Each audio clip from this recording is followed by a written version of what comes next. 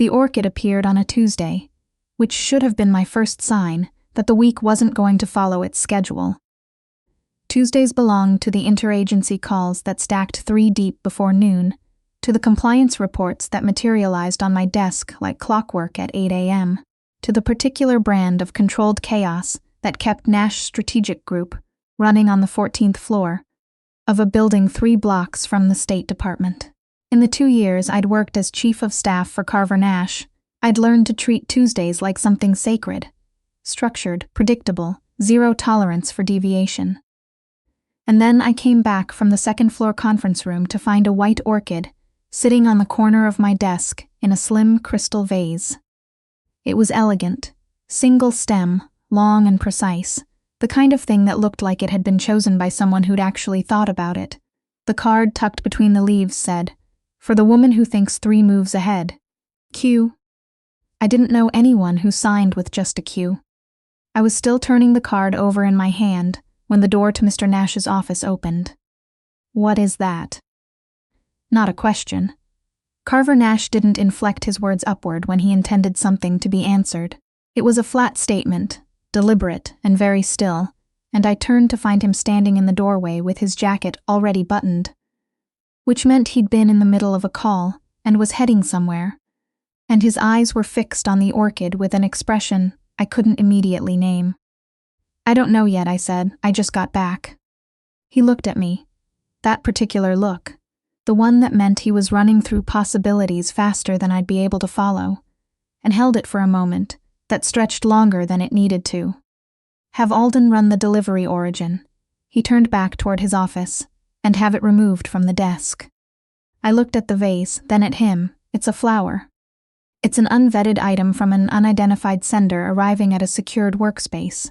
His voice came from inside the office now, already moving to whatever was next on his calendar. "Security protocol, Celia."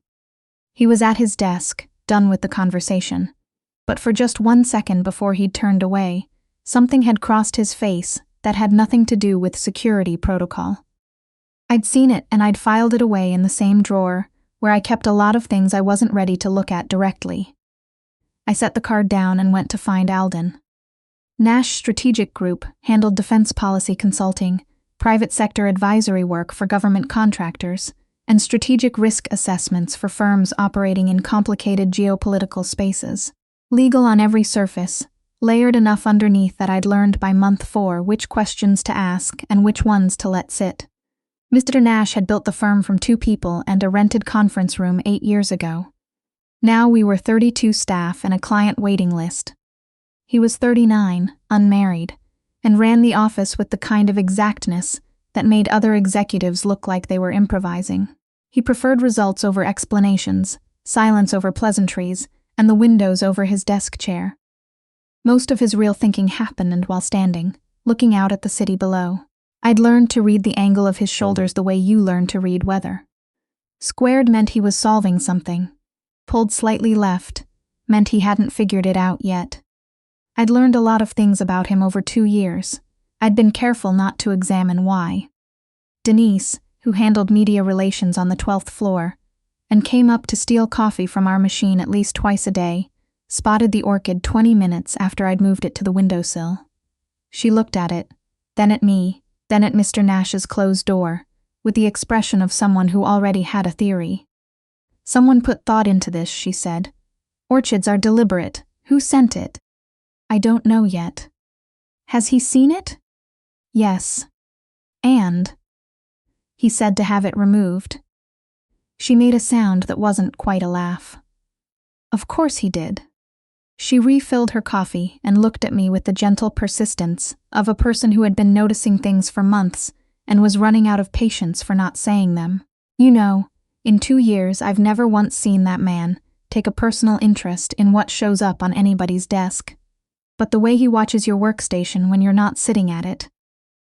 Denise. Just saying. Don't." She left. I went back to the compliance report. The orchid sat on the windowsill where I'd moved it, out of the direct sight line from Mr. Nash's door, and I told myself I'd relocated it for entirely practical reasons. The sender was Quentin Drake. I placed the name 40 minutes after Alden ran the trace. Quentin Drake was VP of Strategic Development at Meridian Group, a competing firm working primarily in the private sector defense space. We'd both attended the same industry panel in November, Georgetown, a conference on risk modeling methodology, and at the networking dinner afterward, we'd ended up in a corner talking for nearly 2 hours about analytical frameworks and the gaps in how most firms approached long-range scenario planning. He'd been genuinely interesting. He'd asked for my card at the end of the night. I'd given it and hadn't thought much about it since. His text arrived at noon. I hope the Orchid arrived intact. I've been thinking about our conversation in November. Figured, why wait for another conference? I read it twice. Then I walked into Mr. Nash's office. The sender is Quentin Drake, I said, VP of Strategic Development at Meridian. We met at the Georgetown panel last fall. Mr. Nash was at the window, left shoulder. I know who Quentin Drake is. He'd like to meet for coffee. A beat of silence. I haven't responded yet, I added. Don't. He turned just enough to look at me. Not yet. Give me 24 hours. I looked at him steadily. He's a colleague who asked me to coffee, Mr. Nash. People in this industry are rarely just colleagues. What does that mean for me exactly? He held my gaze for a moment longer than was comfortable. It means give me 24 hours before you respond. I gave him 24 hours, then I texted Quentin back and said yes. I told myself it was autonomy, not defiance. The distinction felt important at the time. The coffee was at a place in DuPont Circle. Not trying to impress, not too casual, the right amount of neutral. Quentin Drake in person was exactly as I remembered. Easy, smart, curious about what I thought in a way that felt real. He made eye contact the way people do when they've practiced, making you feel like the most interesting person in the room. And he was good enough at it that I found myself actually participating. We talked about methodology, about the gaps in how the industry handled geopolitical risk, about a paper I'd read the month before that he'd apparently read too. He also asked about Nash Strategic's Q2 project priorities twice in 90 minutes, both times smooth, both times framed as casual industry curiosity. Both times moved past immediately when I gave a vague non-answer. The first time I noted it distantly. The second time I felt something shift. A quiet internal click. I got back to the office at 4:30. Mr. Nash was at his desk. He looked up the moment I walked in, and before I'd set my bag down, before I'd said a single word, he said, "How was it?" A statement, not a question, like he'd been waiting for me to come back. He asked about our Q2 priorities, I said, twice. Something in his expression settled, not surprise, recognition. Like a number he'd been calculating had just confirmed itself. Twice. You already knew it would be twice. He didn't answer that. Close the door, he said. He'd been watching Quentin Drake for 6 weeks.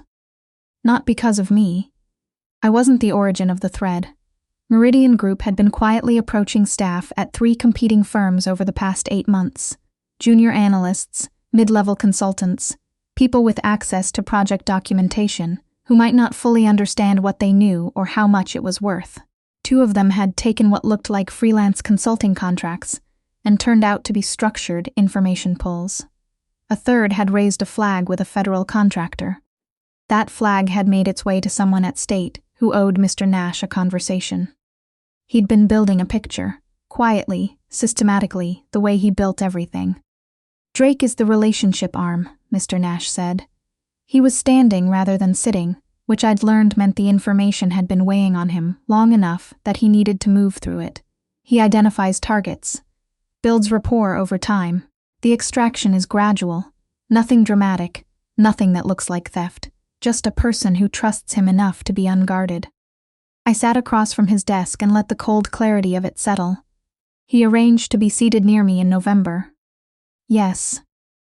He's been paying attention since then.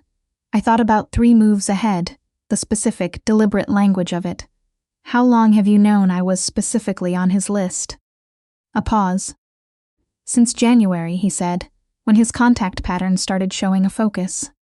January, 4 months ago, 4 months of knowing and not telling me. Why didn't you say anything? The question came out quieter than I'd intended. Silence, the left shoulder, the slow exhale. Because telling you meant explaining the full scope of what I'd been tracking, he said. And explaining that meant admitting I'd been watching who watches you. He looked at me directly, and something about the directness was the most unguarded I'd ever seen him, which required me to examine why I cared, and I wasn't ready to do that. I looked at him for a long moment. In 2 years I had watched Mr. Nash navigate hostile negotiations, absorb bad news without flinching, dismantle other people's arguments with a kind of quiet, precise efficiency that most people in this industry never mastered. I had not, until this moment, seen him sit with something he hadn't been able to control. Carver. It was the first time I'd used his first name without being told to, and I saw something shift in his eyes the instant I did. Small, but there. This is about me, my coffee meetings and my phone number in some stranger's phone, and 4 months of being watched without knowing it. You don't get to manage that without telling me. Those aren't the same thing as managing the firm. I was protecting the firms. You were protecting me. I stood up. Those are different things, and I think you've known that for longer than 6 weeks. I moved toward the door. Tomorrow we figure out what to do about this together. Not you deciding and me executing. Together. And the next time something touches my safety, I'm the first call. Not something you resolve before you think I need to know. I left before he could answer. My hands were steady. That surprised me a little. He called at 9:47 p.m. I should have told you sooner. No greeting, no preamble. Just those 5 words, like he'd spent the last 3 hours deciding on exactly them. I was at my kitchen table with a cold cup of tea in front of me and the city going quiet outside. I know, I said. Why didn't you? The pause, the deliberate kind, where he was choosing words the way you choose your footing on uncertain ground. Because the moment I tell you that a man has been paying attention to you, he said, I have to look at why that information bothers me the way it does. And I've been very successfully not looking at it for a beat, 14 months, roughly. I let that land, ran the timeline. 14 months ago, the company car policy change for late departures, the building security log review that nobody asked him to do, the shift in how he communicated with me, fewer relays, more direct. I had noted every one of those things and filed them. Under Carver runs a tight operation because that was the explanation that cost me less to hold. I've been avoiding the same examination, I said quietly. Silence. You have? Something shifted in his voice. Careful, like a person checking whether the ground would hold before they stepped onto it. I have. The silence after that was different from all the others. Then here's what I know, he said, and his voice changed again, less controlled, more like something finally being let out of the space it had been held in. I know that you let your coffee sit exactly 3 minutes before you drink it. I know you make a sound, barely audible, just an intake of breath, right before you decide to disagree with me, and you always disagree with me when I'm actually wrong, which is the only reliable way I have of knowing when I'm actually wrong. A pause. I know you wear blue when you have presentations. I noticed that 14 months ago, and I've never said anything about it, because noticing it wasn't what I was supposed to be doing. My kitchen was very quiet. Carver, I said, when this is over, when we deal with Quentin, we're going to have a real conversation about all of it. Yes, no hesitation, we are. You're going to tell me everything you've been sitting on. Yes. And I'm going to tell you some things too. A long, slow exhale. I'm counting on it, he said. The dinner was at a restaurant in Georgetown. Dark wood, candlelight, the kind of wine list that functions as a social signal.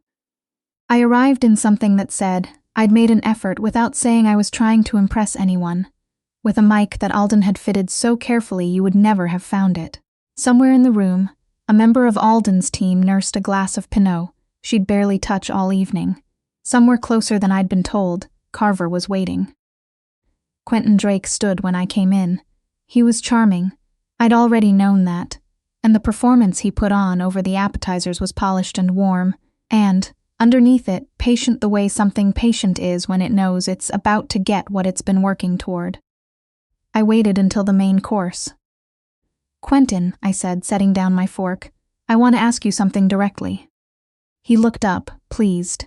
People who spend their careers working around directness always seem charmed when someone uses it on them. They mistake openness for vulnerability. Of course. What is it that you actually want from knowing me? A beat. The smooth surface held, but something recalibrated behind his eyes. That's a specific question. It's a specific situation. You arranged the seating in November. You've maintained contact since. The Orchid was chosen to signal that you'd been paying attention to the way I work, not just what I look like. I kept my voice even. So what is it? A pause. He leaned back slightly. The body language of someone making a decision, choosing a version of the truth he'd determined was safe to give. You're underutilized where you are, he said. Nash runs a closed shop. The people who work for him tend to plateaus that reflect his caution, rather than their actual capabilities. We've been expanding at Meridian. There are roles that would give you significantly more autonomy, better resources, real recognition. His tone was warm and reasonable. All I'd need in exchange is some context, how Nash Strategic operates, client priorities, project pipeline, nothing sensitive. That's exactly what sensitive means, I said. Something shifted in his expression. And I think you know, I continued, that this conversation has been recorded, and that Carver Nash is aware of every contact Meridian has made with competing firm staff over the past 8 months, and that the Department of Justice has been watching your company's acquisition patterns since February. I picked up my water glass. I think we're done. The color left his face in a slow confirming sequence. Carver was at the office when I got back. He'd said he'd be nearby. What that meant was that he'd had a sightline to the restaurant entrance and had made himself stay there for 2 hours. I could see it in him the moment I walked in. Jacket off, tie loosened, the controlled stillness of a person who had stopped themselves from acting 3 separate times and was still feeling the strain of it. He went pale, I said. I know, pulled the feed. He looked at me for a long moment. You were. I have conditions, I said. Something in his expression shifted. Not surprise, more like the beginning of something that might have been a smile if he'd let it get that far.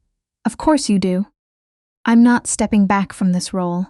I'm not becoming an asset that needs management, or a vulnerability that needs to be contained. I'm a person you work with, and whatever this is between us stays separate from that, and both things stay whole. Agreed. You tell me things. Anything that touches my life or my safety, I'm the first call, not the last. That one I'll have to work at. Work at it. I met his eyes. And I'm not interested in being handled. If there's danger, we face it the same way we just faced Quentin. Together, no more protecting me by keeping me at a distance. He looked at me for a long moment, that direct, unguarded look he almost never let through. I've been running this firm for 8 years, he said. There have been 3 things in that time whose loss would have genuinely broken something. You're one of them. He paused. That's not a professional observation. I know it's not. I'm not uncomplicated, Celia. I'll still run risk calculations on things that should just be feelings. I'll still want to. I know who you are. I stepped forward. I've been watching for 2 years. I see the calculations and I see what's underneath them. I'm choosing both. I held his gaze. So stop describing yourself accurately as a way of talking me out of it. He crossed the room in 3 steps and kissed me in a way that had nothing managed about it. Nothing weighed, nothing contained, nothing strategic. Just 2 years of careful professional distance, finally done with being careful. Quentin Drake's cooperation came within 2 weeks. The Department of Justice thread on Meridian Group, once the right people started pulling it, unraveled faster than anyone had projected. Nash Strategic's name appeared nowhere in the proceedings. Carver had structured the handoff with the same precision he brought to everything he actually cared about protecting. What changed between us happened more quietly than I'd expected, which felt right. We were careful with it the way you're careful with something you've waited a long time to have. Not tentative, just deliberate. He learned that I needed 30 minutes in the morning before I was ready to think in full sentences. I learned that the left shoulder pull meant he was working through something, and the right thing to do was be somewhere nearby and not fill the silence until he was ready. He started calling me Scout when we were alone. Because of the 3 moves ahead thing. Because of the way I'd looked at him the first time he said it. I'd told him it was a ridiculous nickname, and he'd smiled the way he almost never smiled, open and unguarded for just a second, and I'd understood that this was what he looked like when he was genuinely happy. I'd made a quiet decision to be the reason for that expression as often as I could manage. I moved into his house in Georgetown, 8 months later. He had a back garden he'd apparently never used in 5 years of living there. I started using it immediately. Reading on the porch, coffee in the mornings, the kind of ordinary outside time that felt radical in a life that had mostly happened indoors. He would come out on weekends and sit across from me without saying much, just present, and I noticed that he always positioned himself where he could see both the garden gate and my face, old habits and new ones layered together, and I decided that was exactly who he was, and I wasn't remotely interested in changing it. There were hard nights. There were nights when the work followed him home in the set of his jaw, and I had to read whether to ask or to give him the room. There were moments when the world we operated in sent reminders that it knew where to find us. We handled it the way we handled everything once we'd stopped pretending we weren't in it together, directly, honestly, side by side. He kept his word about the first calls. I kept mine about not flinching. One evening in the garden, almost 2 years in, he said out of the context of nothing, "You could have taken Drake's offer. It was a genuine exit." I looked up from my book, I know. Why didn't you? I thought about a Tuesday in November, an orchid in a crystal vase, the flat, careful way he'd looked at it, and the 1 second before he turned away when something else had been there entirely. 14 months he'd carried alone, 3 minutes of coffee, blue on presentation days.